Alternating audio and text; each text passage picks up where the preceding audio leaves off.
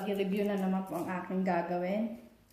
At ito ang Michael Kors Cary Small Bucket Bag.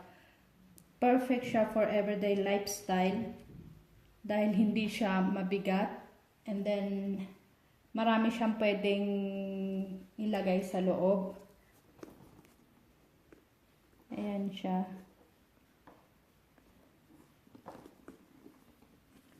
And then, may protective metal foot base siya. So, kahit pag nilagay mo siya sa lapag, mapoprotektahan pa rin yung ito ng bag mo kasi meron siyang protector metal foot base. Ayan.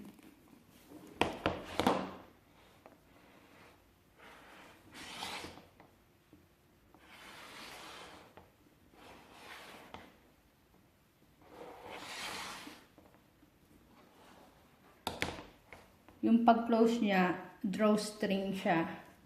I-draw mo lang siyang ganon. Ayan siya.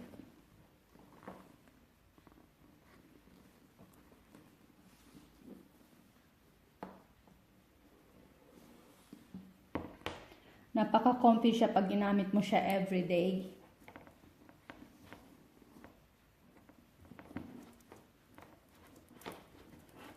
And then, yung loob niya,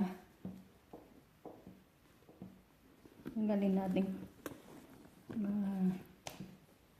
Papakita ko muna yung lab and then yung mga essential natin. Ayan.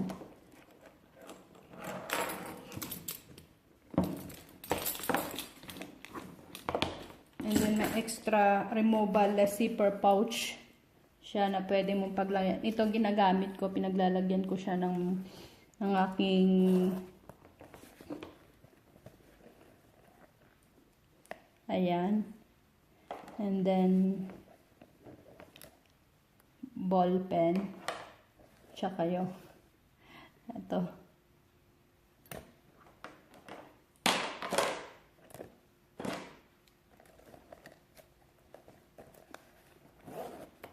Ito ang napaka-cute at natatanggal to. Pwede mo itong gamitin na pouch lang.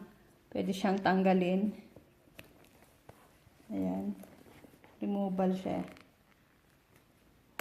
Ayan. Pwede mo lang siyang gamitin na ganito.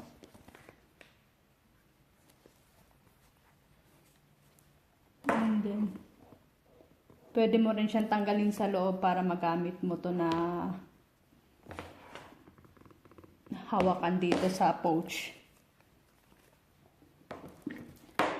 Meron siyang keyring sa loob. Ayan ang keyring niya. Pinaglalagyan ko siya. Ayan. Ayan ang aking susi. Maganda pag may mga keyring yung bag. Naandyan na lang siya. Hindi mo na kailangan halongkating pa buong bag mo bago mo makita yung susi. Ang kanyang code is here.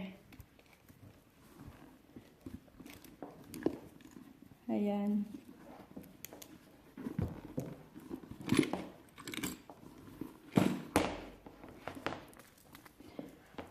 And then adjustable strap.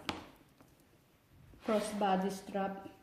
Pwede rin siyang gawing shoulder strap kasi pwede siyang i-adjust. Marami siyang pwedeng adjust. So, pwede siyang crossbody strap or shoulder strap.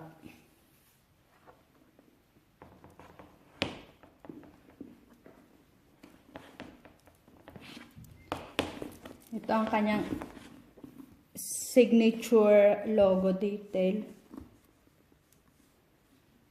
sa pinaka-front. And then yung side niya, ayan.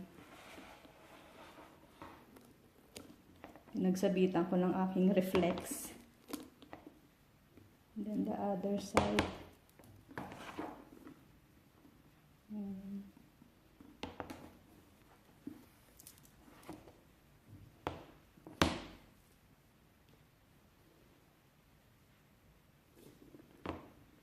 Subukan natin siya lagyan ng Ang laman, ibabalik ko yung pouch. Yan yung pouch niya.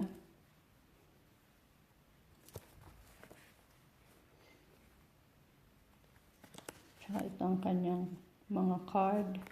Nilagay ko siya dito. Ayan, di ko na naman siya tinapon. Talagang nilalagay ko lang siya dyan sa loob.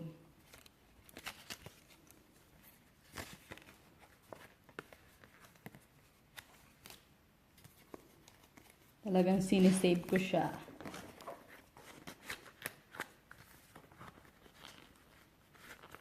Ayan. So, balik na natin siya.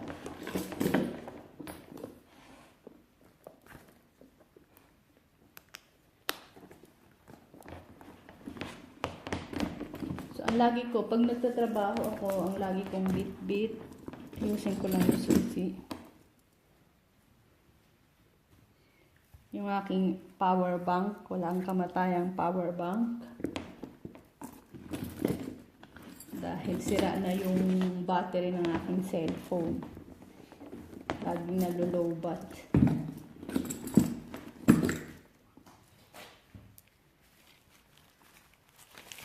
Ayan ang aking essential. Lagyan natin.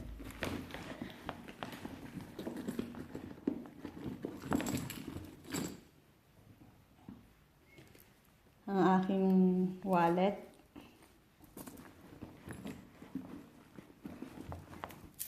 Ayan. Ayan na yung loob niya. Ayan. May place pa to dito. Kasi napakaano talaga nito. Napaka-roomy. Kasyang-kasya everything. Ayan. Ayan na lahat. Yung susi, madali na lang makita. Dahil nandyan lang siya sa gilid. Ito ang susi. Ayan. That's it. Please don't forget to subscribe para sa mga susunod ko pang bag review, unboxing, at saka sa mga DIY kong gagawin. Thank you!